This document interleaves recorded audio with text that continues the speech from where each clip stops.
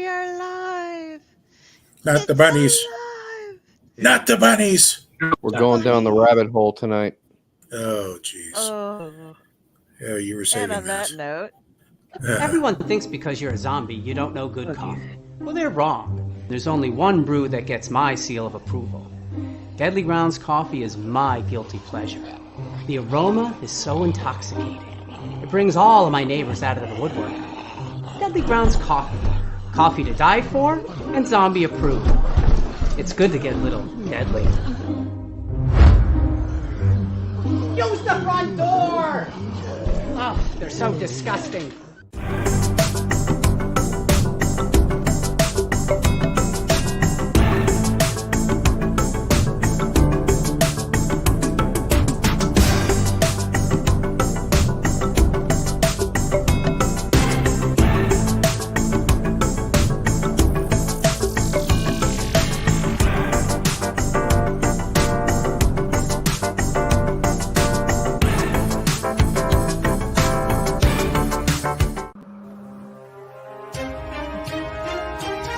The Dorkening and all affiliated shows are not intended for anyone under the age of 18.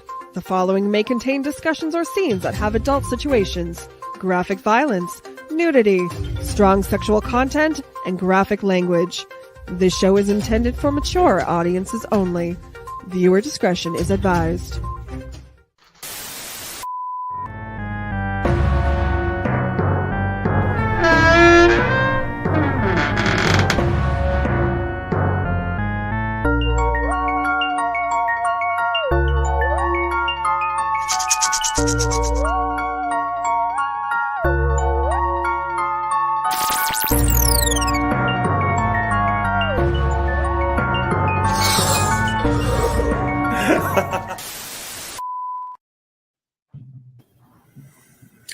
Hello, everybody, and welcome to the Tomb of the Terrible. I am your UncleNecRo, your host of this amazing program we have here. And joining me tonight, we have Del on the ones and the twos, the dynamic duo of Friday and Chaos, and our resident curmudgeon, Ron. How is everybody today? Curmudgeonly. Nice. Happy to be So- here. PT today. I have to start on an upbeat note because tonight we're talking about the 1970s nature run amok classic, Night of the Lepus. So I do have to warn everybody, if you have an aversion to bunnies, if you find them terrifying, this may not be the movie for you. So let's get this out of the way. Quick descript of the movie, if you're not familiar. Night of the Lepus, 1972. And I'm going off of the Riff Tracks website for the descript. Their very existence seems to bring terror, what with their gnawing on vegetables and hopping and twitching their little tails, starring in a surprisingly wide array of beloved books, cartoons, and other children's entertainment. Okay, look, rabbits aren't scary at all, but what if, through a combination of terrible editing and confusing camera angles, we pretended like they were very big? Hey, where are you going? So it goes in Night of the Lepus, Latin for rabbit, as characters frequently remind each other and the audience, when rabbits overrun a farmer's land, he turns to a local scientist for a cure rather than poison them. Thus, the true message of this movie: poison rules. When the scientist's cure backfires, the rabbits grow to enormous size, and the real conflict begins, that of the special effects team versus the movie producers, who evidently budgeted next to nothing for the special effects team. Using an innovative technique known as replaying the same damn shot over and over, the makers of Night of the Lepus managed to create the eerily convincing sensation that you are watching normal-sized rabbits run toward a camera in slow motion. Occasionally, they run across the screen right to left in slow motion. That Cadbury commercial where the rabbit clucks like a chicken is indefinitely scarier.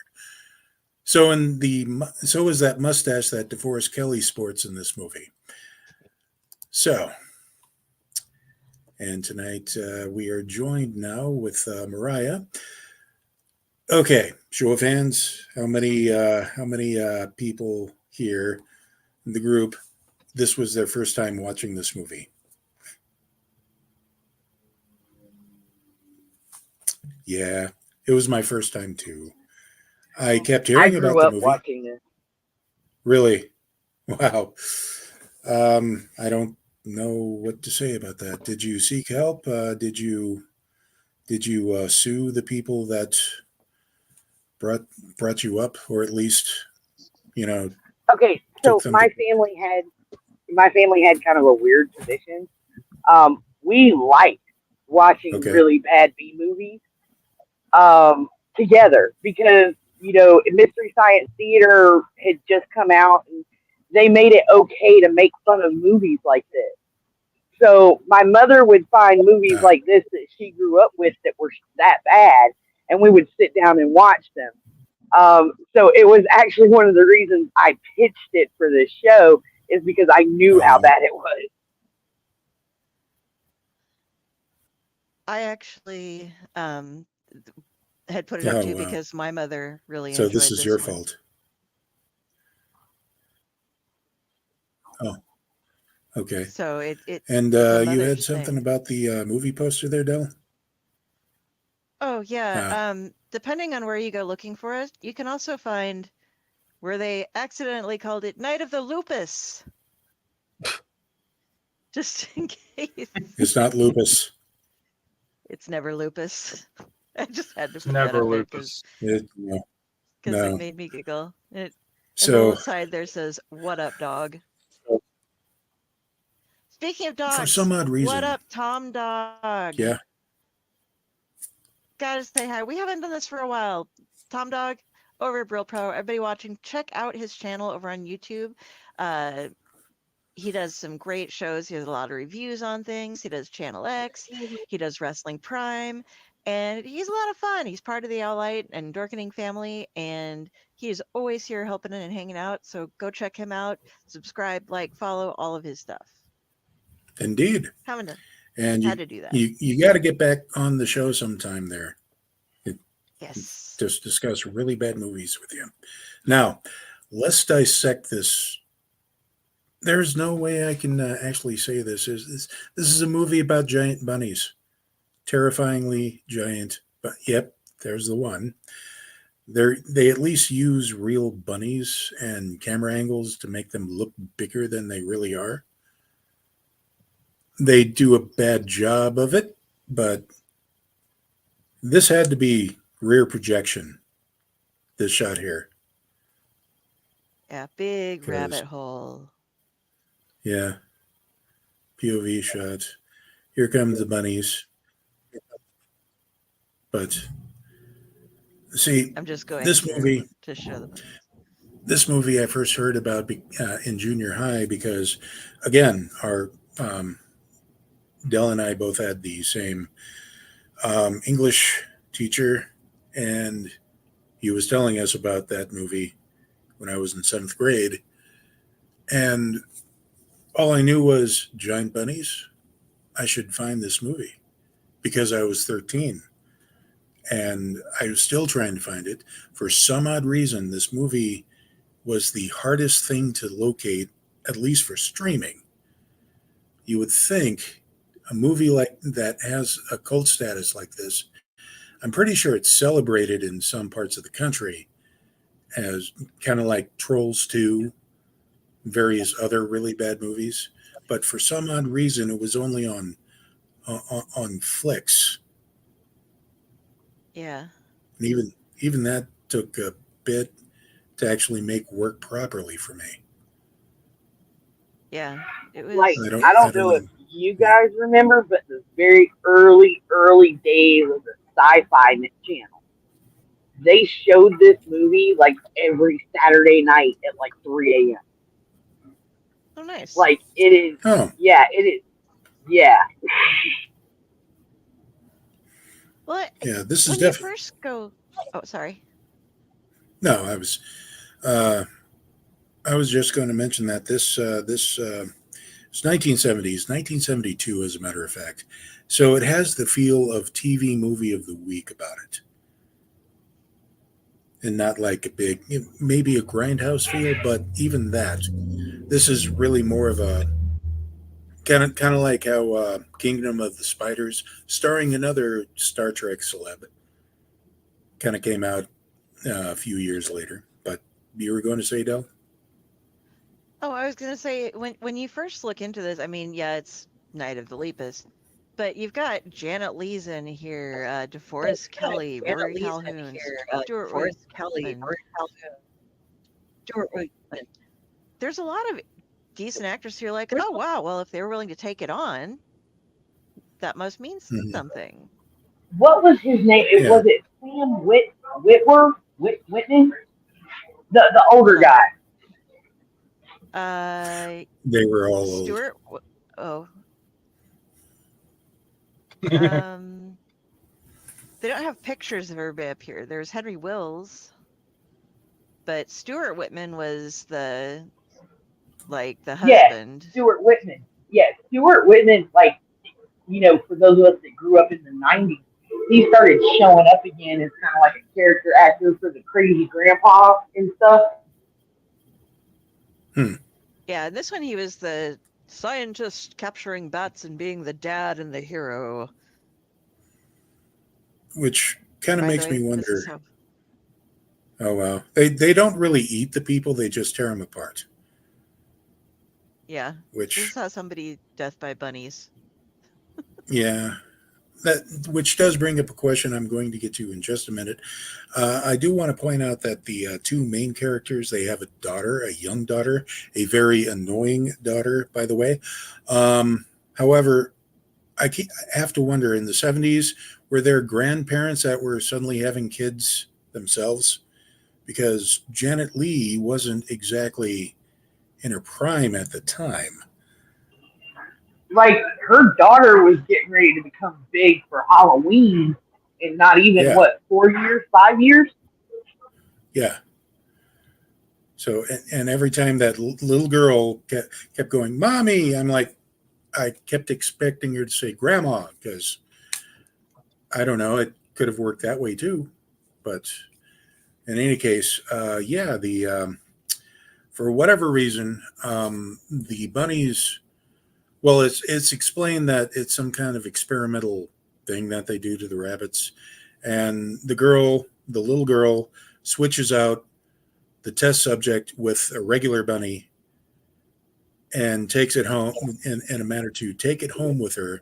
And then what was he, a cousin, or I can't remember. He was just the son he was of the just guy a who owned the friend. ranch. Yeah, he was the son of the couple that they were using to get the bunny from. Okay. Well, he set it free and scampers into the rabbit hole, which they're everywhere.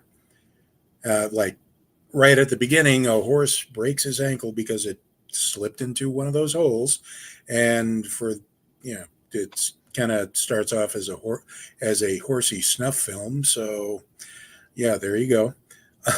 Before it becomes a massive rabbit snuff film near the end, but we'll get to that. But we'll start off going on with our initial reactions to watching the movie. If for those of us who have seen it multiple times, try to think back to the first time you've ever seen it and give us our thoughts on that. Del, we'll start with you. First time watching it, it gave me the giggles quite a bit. I was rather amused. I loved trying to get the screenshots I was getting, because it was just like so much of the same B footage of bunnies on repeat. Like, I can just wait till it comes next time around. And I'd talk to my mom, and she's like, they put them in trenches and made them run. And it's like, yeah. But they did a pretty good job with some of the stuff. I'm trying to see if I'm getting the right picture up now. Oop, wrong one. That's a dead bunny being shot through the floor. Oh no, that was the right one. If you see like the little soup can and things, they miniaturized all these things, houses and streets and all sorts of different stuff, but they got them for miniaturizing everything to make the bunnies run through it. They did a really good job. They didn't have that many scenes. I noticed that when the rabbit would attack somebody, you never got a full-on shot of a full bunny, so it could have just kind of been somebody with a rug over them, or a furry rug just attacking and doing it, because you didn't see like the head of a rat. You'd see then like a bloody rabbit face, but it was fun. It was a funny movie. I enjoyed it. It drug on a All right. little bit to make the time. I Yeah. think that it needed to, like you said, the slow motion bunnies and stuff, and it was just like, yeah, this is something that if you watch at speed, you could probably speed up everything without dialogue in it and Yeah. do it that way.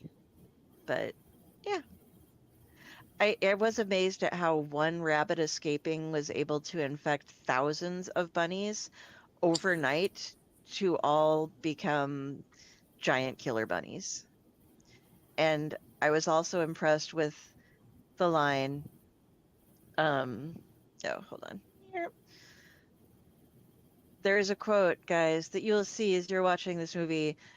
Then nobody even questions it. He goes to a cartoon drive-in theater. Attention, attention, ladies and gentlemen, attention. There is a herd of killer rabbits headed this way, and we desperately need your help. And everyone at the drive-in takes him seriously and follows them, and they make this giant barrier with their cars, and they actually just use all the townspeople as fucking bait in case the rabbits will, on the off chance that the rabbits will in fact be herded towards, and they do. There's all the cars in the background of people that they got to park there and hopefully not get squished. So yes, I was amazed that the people followed the directions of the killer rabbits so easily, and amused with everything that they did with it. Oh yeah. So, moving on to Friday and Chaos. What did you guys think? I was raised on horror movies and bad movies from like cradle age, and I enjoy old movies especially.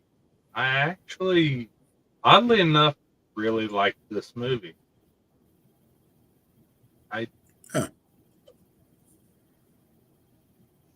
I was sad that I couldn't have one when I saw it for the first time as a little girl, because it would make me sick, and I was sad at what they did at the end. That's all I remember about it from the first few times I watched it when I was little. Yeah, How multiple times throughout the years, off and on. So yeah. was it Pyle is at work right now, people. He cannot join us, but we wish him well. I hope to see him back here on the show soon.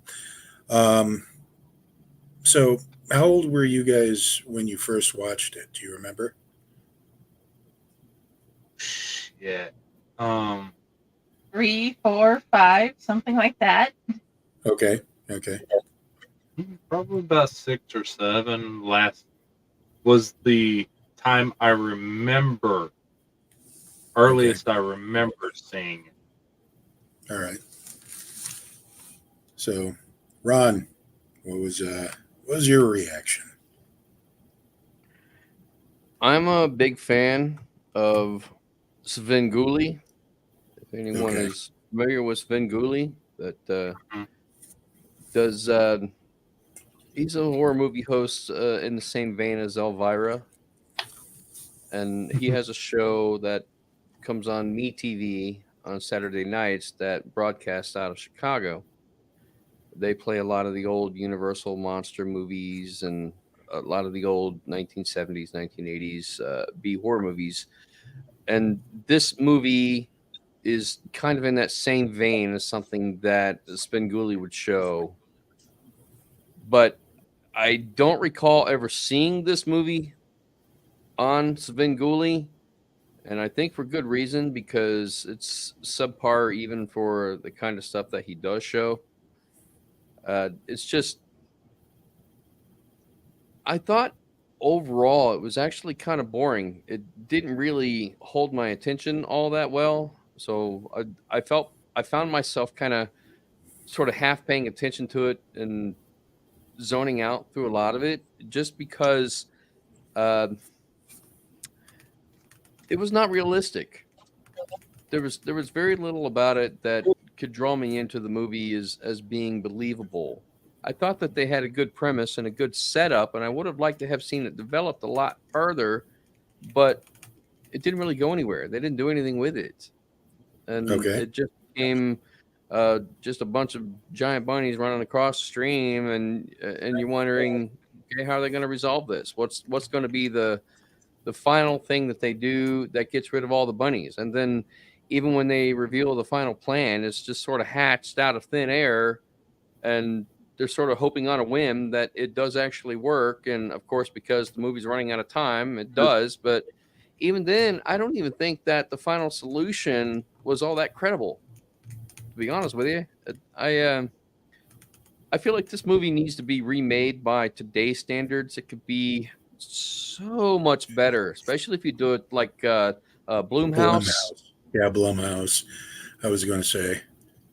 And before I saw this movie, I had no idea what a lepus was until you told me that it was a giant rabbit.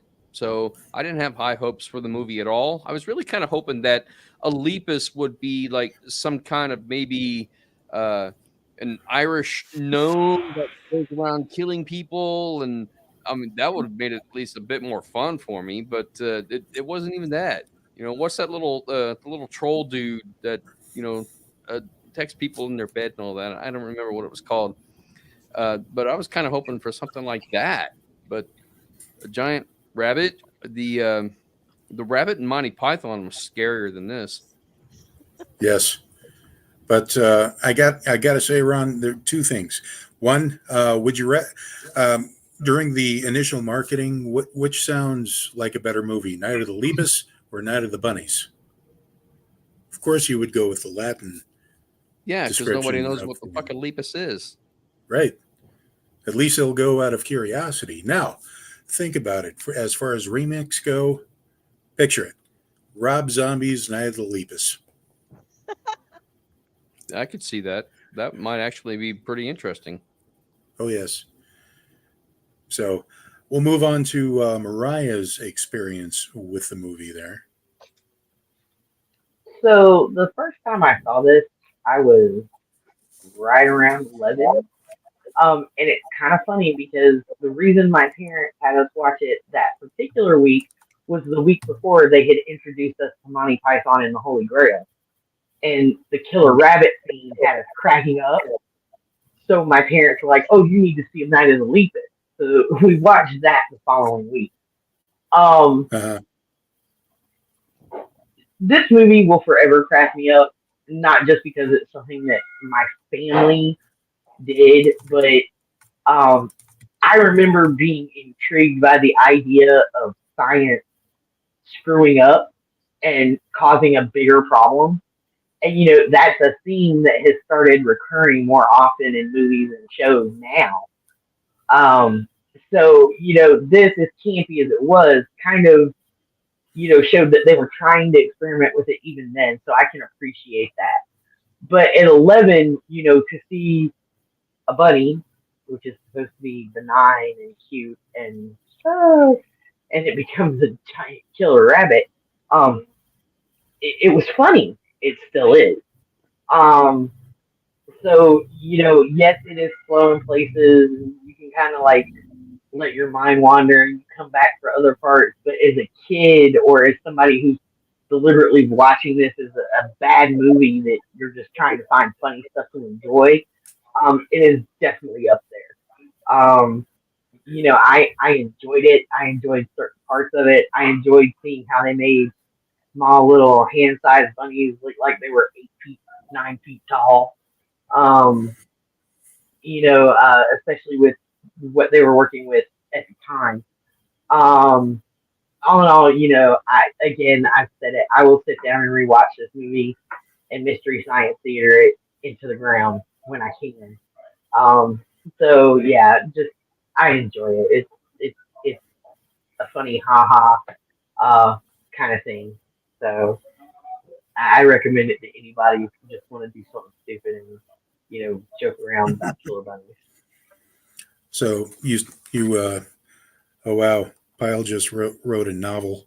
This you guys wanted to talk about the cute bunny rose. Okay. Little, I mean, they were big, but something was bigger than a car, and the next time as big as a wolf. Yes, Well, bunnies kept changing giganticness depending on the model makers. or Yeah. depending on what the script really needed. So, Mariah, you saw this when you were 11, you said, so you saw it about 10 years ago? I wish. More like 30 now. Okay. I appreciate the fact that everybody thinks I'm that young. That's awesome. But no, I'm old. It's fine. Okay. This movie is as old as I am. Yeah. Well, this movie is slightly older than me, let's just say. Now, as far as I go, this is my first time seeing the movie. Now, you got to keep in mind that either I have this theory that every decade had their period where they go through nature run amok kind of phase. The 70s had it, the 80s had it, the 90s definitely had it with Ronald Emmerich, and the aughts and beyond. It's always a thing. The 70s nature run amok movies are a different beast entirely, no pun intended, in that my stepfather actually bought a lot of those from the 70s, especially the ones involving grizzly bears and cocaine bears. Anyway, but something like this, a lot of the times when we're talking about nature run amok movies from the 70s, a lot of them had to be grindhouse movies made on the cheap. But this one had more of a feel of a TV movie, made for TV movie. Kind of like akin to, as I mentioned before, Kingdom of the Spiders. Only this one had DeForest Kelley, previously known as Bones on Star Trek, which I was so hoping they would at least do a little bit of a riff on. Damn it, I'm a doctor, not a Elmer Fudd or whatever. Yes. But they didn't. That I was disappointed. They had the moment, but they squandered it. So, moving along though, what did we think that deterred away from our enjoyment of this movie?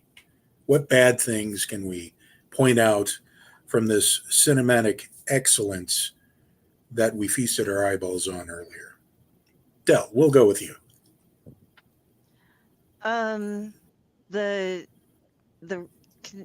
continued footage over and over again, like the very beginning, they show this warning footage of like how rabbits are taking over and how they herd them into a corner, and then not so long after that, they're driving up to see the rabbit ranch and they're showing the exact same thing from the side view of their car window, basically.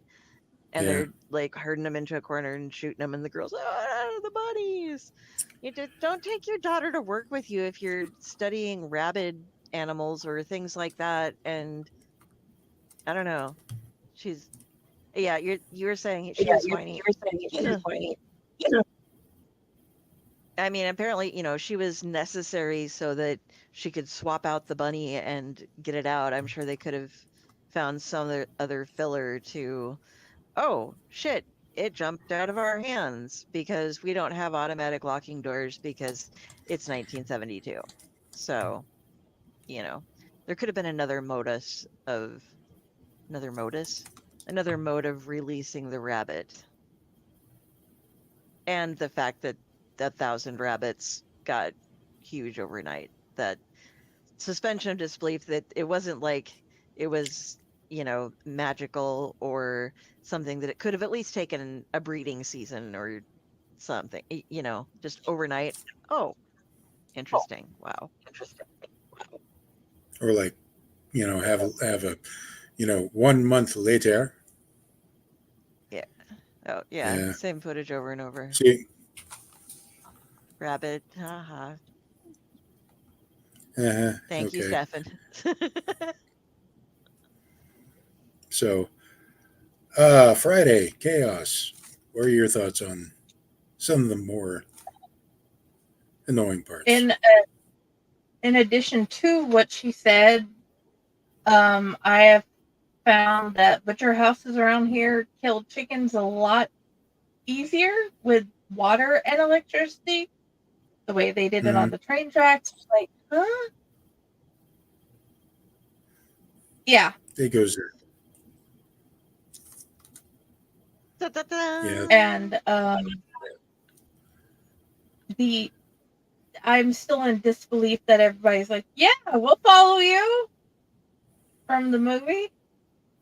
That one is like, huh? What about you? My only real problem with the movie, personally, was, of course, near the end when they were doing the whole electrocution scene. My only thought was 90% of power grids around now would buckle under the pressure of half those bunnies and just fucking black out, and their plan would go to shit. Back then, it probably would have only killed like 10 bunnies before the transformers blew and their electric fence railroad track would have been shot to shit. But somehow it magically stayed up and electrified through all tens of thousands of bunnies. Hmm. And only exploded after they're all dead. The smell. I have to wonder what that smell is like. Bad. Burnt. Yeah. Oh, burnt hair. Anyway, Ron, what say you? I was actually going to echo Chaos's sentiment as well, with the breaker box not exploding until after they were all dead. But I would also have to imagine, what would the cleanup be like with thousands of giant rabbits? And did they feed everybody Coney stew for years to come, or what? Yeah, I don't know. As far as the things that took my enjoyment away from the movie, let's see. Number one, we set up the premise that this all happens because our test rabbit gets released into the wild. So we've established our plot point, but then we don't do anything with it. It doesn't go anywhere. It's never addressed again. It just, where did all these giant fucking rabbits come from? Nobody questions. Nobody says a damn word. Like, oh, suddenly we have 50-foot rabbits and nobody's talking about it. Okay. Does anybody not think about the fact that if they had traced it back to the origin of how this started, it was actually all the little girl's fault because she swapped out the rabbit? But nobody questions that either. Nobody says anything about it. So they established this plot point and there's no repercussion. They don't carry on with it. There's absolutely nothing. Number two, nobody in this movie shows any emotion whatsoever about what's happening. They're all very lackadaisical, going about their normal everyday life, completely unaware that there are giant rabbits floating around until the giant rabbit attacks them, and then they scream and then they die. Okay, fine. Somebody dies. They find dead bodies. Nobody mourns them. Nobody shows any emotion. Nobody cries. There are no funerals. How do we know? All we know is that there's a bunch of giant rabbits. Okay, so number three, if we do have a bunch of giant rabbits that are attacking this town and killing people, did nobody think to call the military that has big guns and would be much better equipped to deal with this kind of situation? But nobody does that. Where are the papers? Where are the headlines? Where's the National Enquirer coming in saying town being overrun by a bunch of giant rabbits? How come this is not national news? I would imagine something of this magnitude, of this scale, would be talked about far beyond the city limits, and people would be wanting to come from miles around because they want to see these giant rabbits. And how do we deal with the situation? Does the president declare a national emergency that there are giant rabbits that are spreading across Arizona? No. Nobody knows about it outside of this city, although these rabbits seem to be spreading outward very quickly, and they are a danger to your plants and your crops and your livestock, but nobody talks about that. It's vaguely mentioned, and that's about it. So that all kind of bothered me a little bit. And then even the resolution, like I said, it's just, okay, I have an idea. Let's try this, see if it works. What if it didn't work? What are you going to do next? There's no backup plan. So this was a bunch of, let's throw a bunch of stuff together, make a movie out of it, but not really work on the script or the story whatsoever because, hey, we got cute bunnies. Doesn't that count for anything? So because of this, and there was really nothing to draw me into it, I had a really hard time just actually finishing this movie. I could really care less about it. There was nothing to it other than we have cute shots of bunnies, and I mean, if you like bunny gore and bunnies getting shot and covered with some ketchup, to show that they were shot, that's about it. There's really there's not much more to it because it's 1972 and we can't show real graphic content on TV, and this isn't made by Eli Roth. So what are you gonna do? Yeah. I guess my standards have changed, but this was very lackluster for me. Okay. Del? You're muted. They did actually go back and talk to the guy who gave them the serum to begin with, because he was an expert in genetics and birth defects and stuff. And he didn't quite connect the two either, but they at least kind of addressed it. And they did pull in the National Guard and had a bunch of people with machine guns helping to herd the rabbits in. So they did take the time to do that. And the backup plan was they had fighter jets that had missiles that they were going to shoot down if they couldn't get them. But it was all that they couldn't get it done in time, so that would have had to have been the next day, try to organize again how to get them all together so that they could kill them. Yeah. But they couldn't do the airplanes at the point where they were with the townspeople and such, so that's why they had to herd them instead at that night, because the rabbits were moving too fast. Or they didn't have the budget to bring in a bunch of fighter jets. Yeah, they had a couple waiting with missiles, but they were like, we can't do this because there are still people in town. So you evacuate them, and then maybe we'll see if they're there, and then we can try to blow them up. Also, Del, you're wrong. You see, the bunnies, when they got bigger, they all started moving in slow-mo and galloping, and everybody could feel it. Remember, they're big now. They also growl. Yes. So let's take a moment. Mariah, we'll get to you here.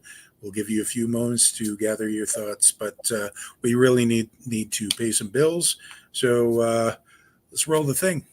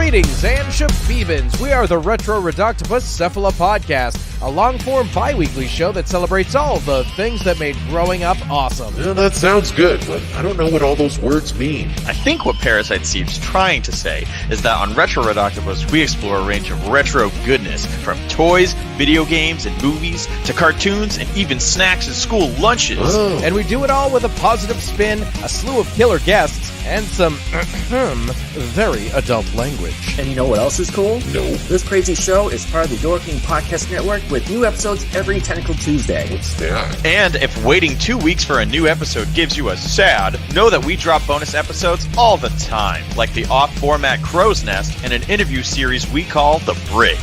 You can listen to Retro Octopus on Apple Podcasts, Spotify, Stitcher, or any app that's cool enough to carry the only show that celebrates all the things that make growing up awesome.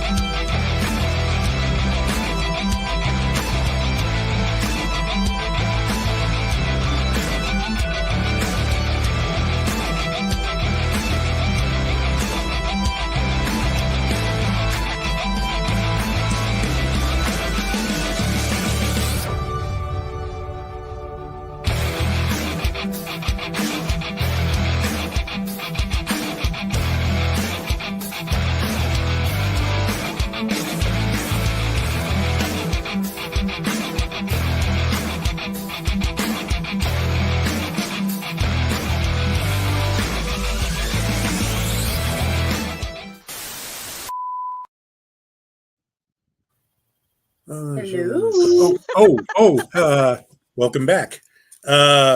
So, Doom of the Terrible, Night of the Lepus. Mariah, we're back to you. What, I know you've seen this many times, but what is it is about this movie that you would change or do better? I completely agree with what you said earlier. I really think this needs to be done as a remake sometime soon. And I'll tell you why. As I've grown and as I've gained more knowledge, if you watch the movie, the whole where they're talking about gene therapy and using it, you can tell this is from where we first started understanding the genome. And they talk about using gene therapy and injecting the genes, and then letting the rabbit go so that it rubs up against other rabbits to spread it. That's not how that would work. So we all know this now. I'd like to see that redone. And I'm going to tell you the biggest flaw in this thing, even, before you break into the science and all that, that script was horrible. Like, the lines, there's a part of me that's like, Janet Leigh did this. It was really stilted. The timing was off. Which is what makes it a really strong, bad B movie. I would like to see the script redone because, like I said, even liking the movie, there are points in it where I'm just like, you know what, I got time to go do this, and I'll come back for this. I would like to see it redone to be something a little bit more believable, because that is what made this a great B movie. Is it's completely laughable from everything that's wrong in it to how it was scripted and how lines are delivered. In no way am I ever going to say that this is an A-list movie and it was before it, blah, blah, blah, blah, blah. No, I won't say that. This is one of those movies that when you watch it, it is because it is so bad. It is enjoyable when you watch it with other people and can make fun of it. That is what makes it a good movie. But as a movie itself, it has so many problems. And as a writer, that plot line has enough holes that I could drive a truck through it. So, it's one of those give and take. But that truly is the problem with the movie, apart from the scientific inaccuracy. Is that script was bad. It was just bad. Yeah. I mean, as far as remakes go, I could really see if somebody would talk, say, Peter Jackson into remaking this, doing it in New Zealand, and somehow finagling Andy Serkis to do the motion capture. That would be great. Be awesome. So, Well, I mean, even doing it close to the actual book, because after I watched the movie, I did read the short story. yeah. The short story is actually intriguing for the time that it was written. Again, it's one of those things that was written when we were first starting to understand genetics. Knowing what we know now and applying it to that story, I think would be awesome. And letting Peter Jackson do it when we know what he's capable of, I think would be awesome. Now, an interesting bit of trivia about the short story or the novella, whatever you want to call it, that it's based on. That story is actually more of a political satire with giant bunnies than what came about as what the movie was. So if you want to find it and read it, I do highly recommend it. But then again, I always recommend trying to find the novelization or, the literary version of whatever movie is popular or whatever you saw. So, as far as I go, mind you, I have a certain taste for movies like this. It's very low budget, very cheesy, yes, it's slow moving. And the top of my list, I would get rid of that little girl. I mean, if we need it at the beginning of the movie, sure. But then have her, just disappear. Not necessarily kill her off. Just, hi, and then, okay, bye. And then the rest of the movie happens. DeForest Kelley, let's face it, I just know him as Bones from Star Trek. It was kind of distracting. I understand that this was the 70s and they needed to work. I mean, William Shatner had how TV in the 70s. And I think that Leonard Nimoy got the best parts with, say, the Invasion of the Body Snatchers remake, but that's a discussion for another time. What really made this not work for me was the fact that clearly they were using forced perspective for the giant bunnies. And that necessitated a lot of, shot of the bunnies, and then shot of the actors reacting off screen to the giant bunnies that were supposedly coming at them, and then shooting at something off screen, and then the bunnies, and then off screen, and then the bunnies, and the off screen, and then the blah, blah, blah, blah, whatever, and the guy in the shack that was just eating a sandwich, and that one rabbit comes upon him. He was just trying to have a sandwich. Also,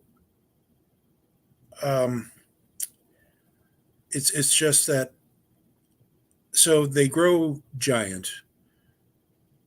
Rabbits are normally known as herbivores.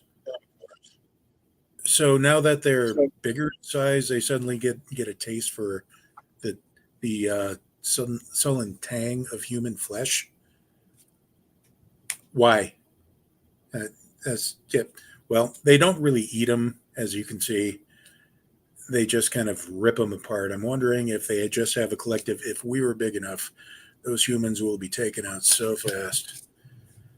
But also, I'm wondering if they use the actual bunny screams, because have you heard a bunny scream? It is kind of unsettling. Those things scream. It will get under your skin and it will haunt your nightmares. So, Squirrels awesome scream, and it sounds a lot the same. Yeah. So we're clear. Right. But I think this would be ripe for at least a modern remaking. Yeah, Blumhouse needs to get on top of this or something, or some other studio. I mean, if Dark Castle was still a thing, It would just be on top of it like that. But that's another discussion we can maybe have in a little bit. But do we want to do the 5-star reviews? I can't imagine There's there so are many any. shows. Oh, there are. The one thing I forgot to show, because this is fun, and this is the 70s, is this is how to not hitchhike.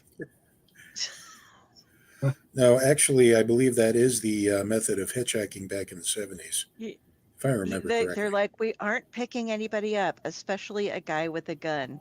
And then he throws his gun away, and the next person to come up the highway is a priest. And he just stands in the middle of the highway until he stops. Can I help you, my son? Good thing you. I'm going to tell you, that particular still, I see it, and all I hear, just showing my age. Do you guys remember the theme song to the Incredible Hulk show? Yeah. I know where you're Yeah, that's all I see. Yeah, I do have to say By an that. angel. Yeah, I do have to say though that highway to heaven. Anyway, wow, that's reaching back. But I do have to say that all the scenes where the helicopter is taking off and flying, I was silently doing the MASH theme in my head. But okay. Anyway, moving along. Okay, so we do have 5-star reviews. First one, Leo Hot with 2 T's. Best giant rabbit movie ever. I think it's the only giant rabbit movie ever, isn't it? I was going to say, is this a bad movie? Absolutely not. Consider the cast. Janet Leigh, DeForest Kelley, Bones from Star Trek, and many others you would recognize from the 70s. And let's see, the discovery of the yada, yada, yada, talking about, nature on amok movies. Let's see, I definitely would not call this a bad movie, despite its obviously hilarious villains. Aren't the rabbits the villains? I don't know. But the script does a considerably good job justifying giant carnivorous rabbits. It does? When did that happen? I was going to say. I don't remember that. What movie did you watch, sir? But especially if you have a Nature Gone Bad collection, this is a must-have for that. So the next one is by Julian Kennedy, 14 Karat Kaiju. Night of the Lepus, 8 out of 10. After a sizable amount of research, I can declare that Night of the Lepus is the best giant bunny rabbits terrorize town movies ever made. In addition, my extensive research, including almost 6 months of field work on IMDb, has led to the conclusion that Night of the Lepus is the only giant bunny rabbits terrorizing a town movie. There you go. Okay. It's based on a comic novel, yada, yada, yada. Okay, so classic 70s cult horror. My husband told me about this horrible horror movie his mother took him to see as a child, and I never heard of it.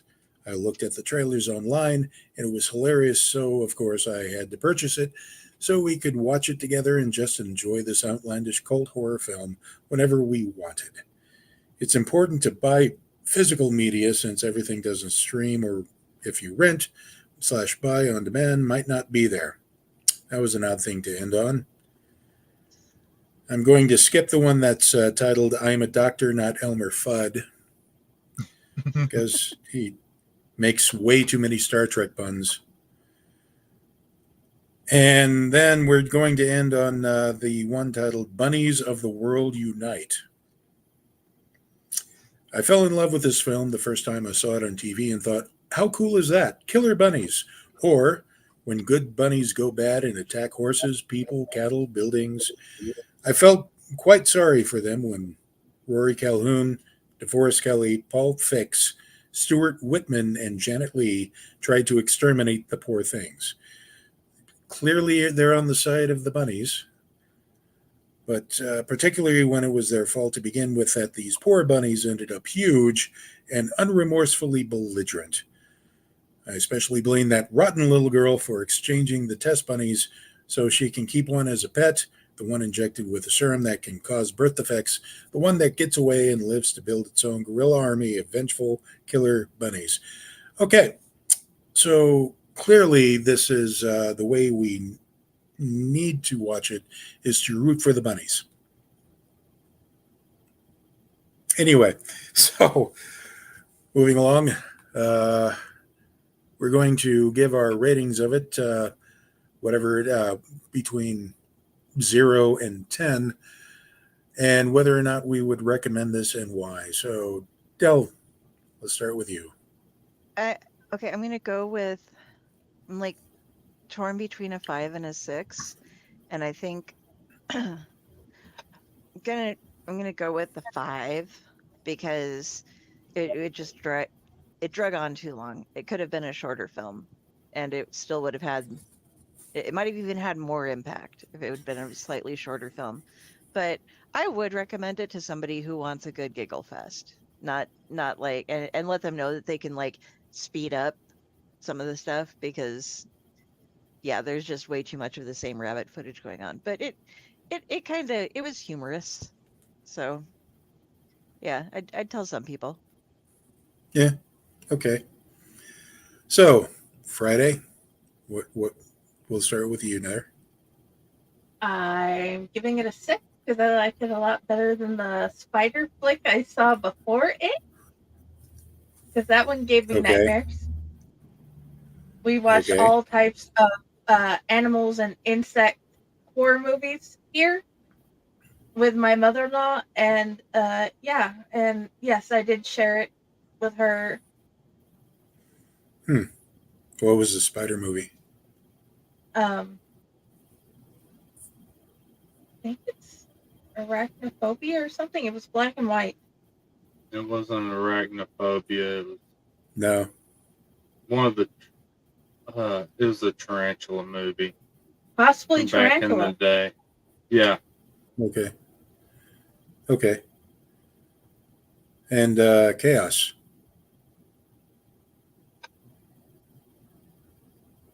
Probably about a 6 as well.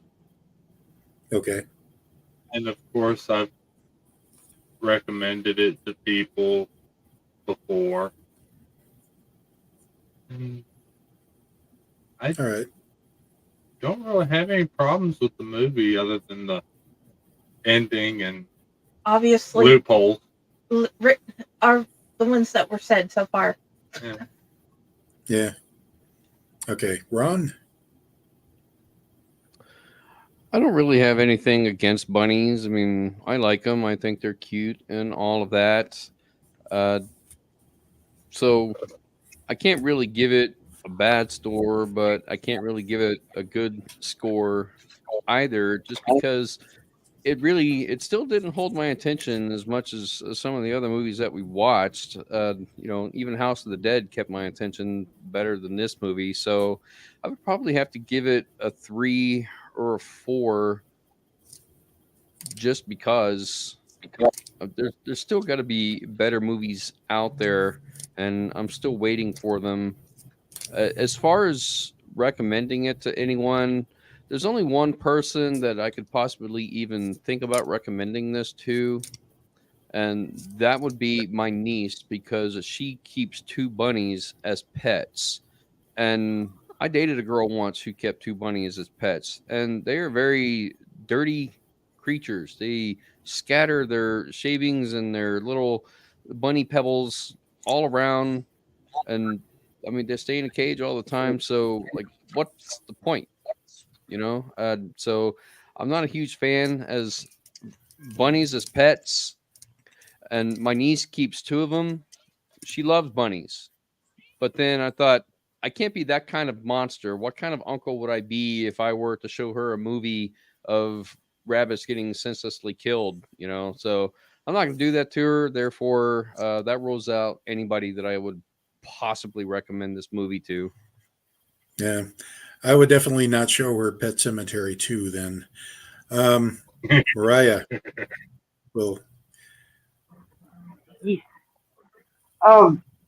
so y'all already know the score with me. I'm the one who said, hey, we should watch Night of the Lepus. So, I will recommend this to people. I think everybody should have that group of friends that they sit down and watch movies and make fun of them with.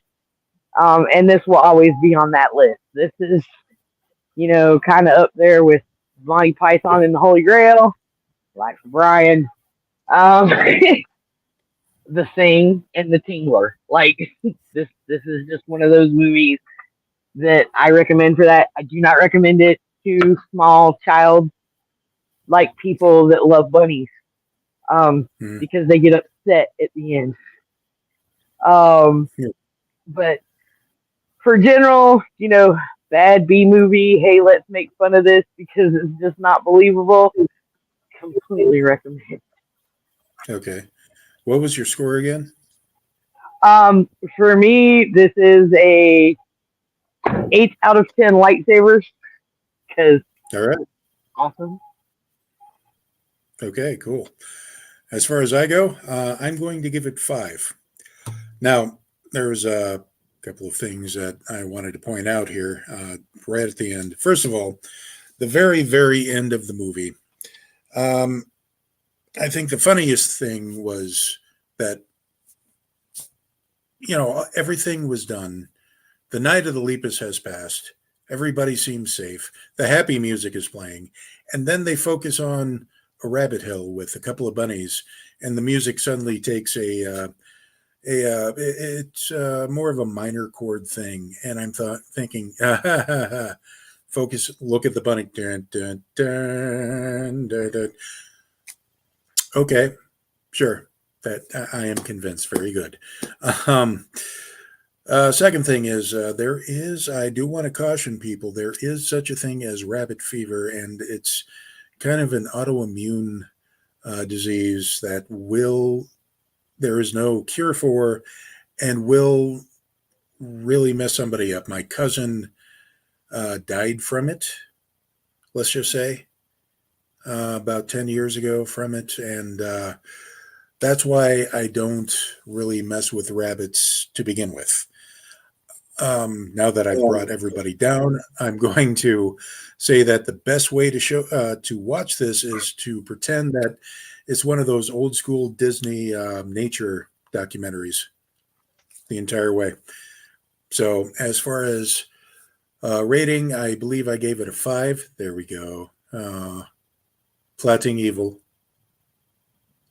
But I gave it a 5. And I would definitely recommend people to watch this simply because you need to see it to believe it. Usually I just say giant killer bunnies and they're in. But those are the kind of friends I have. So, are we ready for the wheel now? I am ready. Okay. Dun, dun. You ready? We're 1, Yep. 2, 3. Come on, sleepaway.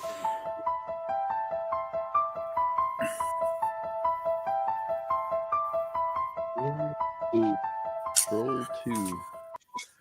Oh wow. Oh, this is stinky classic cheese right here. Mwah. I cannot wait to watch this again and discuss this with you next week.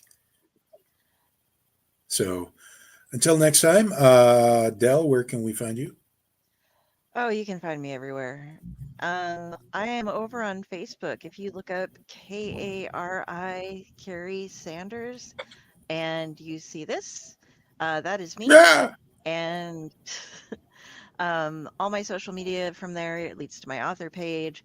I'm also on, outside of Owlite shows, I'm also on Splash Pages that's another show on the Dorkening that is usually on Tuesday nights. We might be on Wednesday night this week. We are doing a live reading of Hellboy, the Crooked Man this week, because they just released the double novel or re-released a put together version of the trade paperback for Hellboy, the Crooked Man, and the Return of Effie Kolb.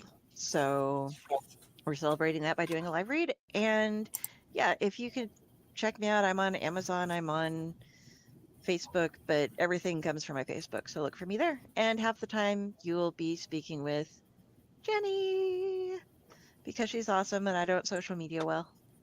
And she does. All right. That's me. Friday, where can we find you? You can find me on Fakeware. You can find me on Owlite. You can find me on Friday with the Library in the Blue Box. And my author page, Jennifer Elliott. And I pretend I'm a whole lot of people. All right. Chaos, where can we find you? Find her. If you can. Ron, where can we find you? You can find me snuggling Ori over here. If you're looking for Ori, then that's probably where she is. You can find me on Facebook. I have an author page now, Ronald W Gillespie Jr. _author. And you can also find me on TikTok under @WolfDojo.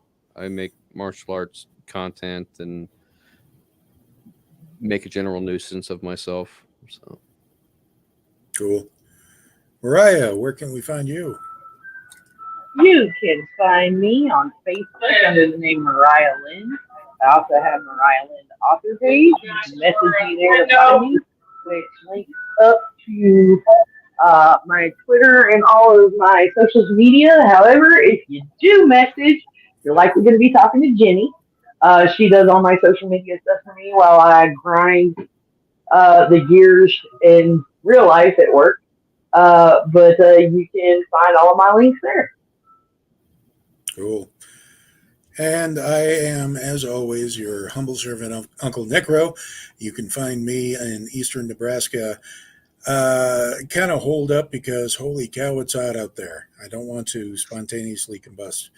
Also, you can find me on Facebook, on Twitter, on Instagram, on various blogs, and a couple of other podcasts, and also as a proud member of the Owlite network. And also, you can find my short story in the Owlite Menagerie, which is for sale wherever you get your books at. There it is.